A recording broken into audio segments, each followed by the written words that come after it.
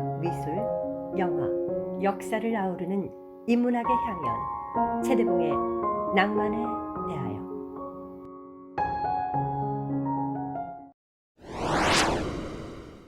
안녕하셨습니까? 최대봉입니다. 6월입니다. 바야흐로 장미의 계절입니다. 뒤 배경사진은 젊은 시절 이탈리아의 어느 도시에서 창트르 화분에 피어있던 장미를 찍은 것입니다.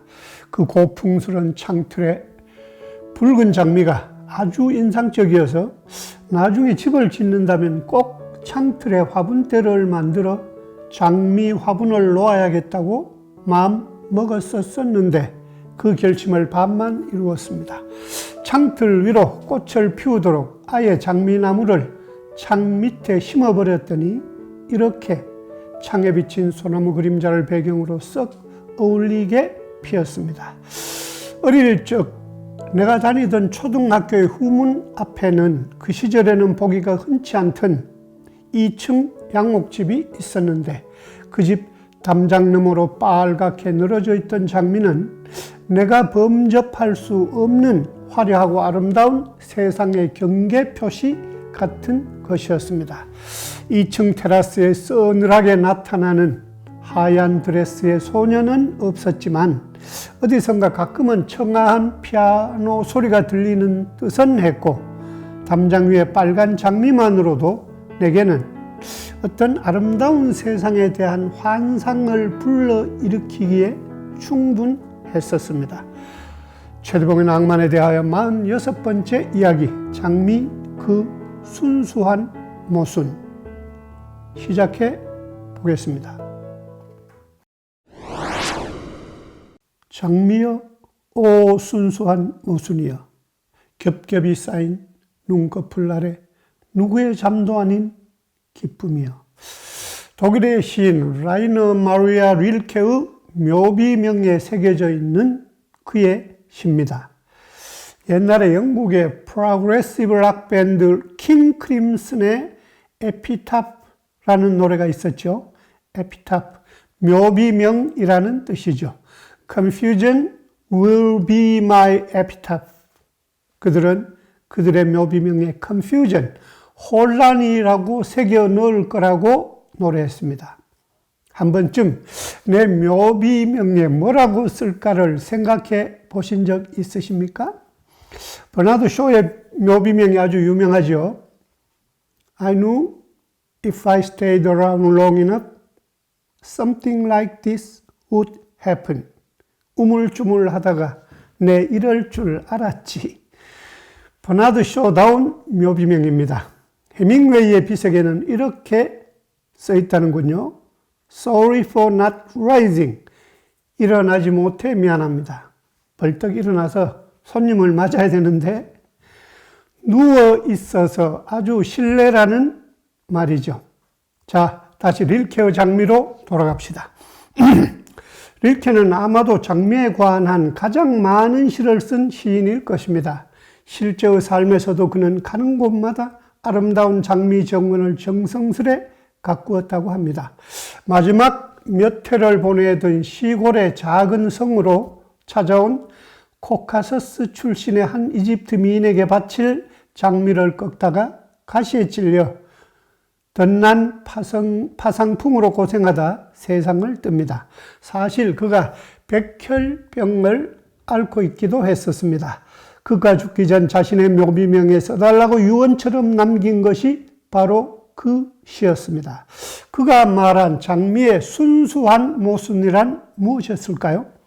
붉은 꽃잎이 말하는 관능과 유혹, 그것을 가시가 상징하는 피와 순교를 의미하는 것이었을까요? 장미가시에 찔려 죽은 가장 장미를 사랑했던 시인으로서의 자신의 죽음에 관한 예언적 경고였던 것일까요? 불주의를 애타게 맴돌다가 결국은 불을 향해 뛰어드는 나방처럼, 달콤함에 대한 탐욕으로 꿀그릇에 빠져 죽는 파리처럼, 아름다운 집시여인 카르멘에 대한 열정으로 인생 전체를 소모하는 호세처럼, 무릇 생명이 있는 모든 존재들은 치명적 유혹의 대상으로 인해 스스로를 파괴하며 죽어간다는 뜻이었을까요? 사실 제가 가장 좋아하는 묘비명은 존 키츠의 묘비명입니다. 그 이름을 물 위에 쓴 자, 여기 잠들다. 그렇게 써달라는 것이 그의 유언이었지만 그의 이름은 물 위에 쓰여져 흘러간 게 아니라 돌에 새겨져 남았습니다. 오 장미여 순수한 모순이요. 현존하는 최고의 지식인이라 할 이탈리아의 철학자이자 소설가인 움베르토 에코의 소설 장미의 이름 The Name of the Rose는 그의 방대한 역사학, 신학, 문헌학, 기호학 지식이 추리적 기법 속에 녹아있는 경이로운 작품입니다.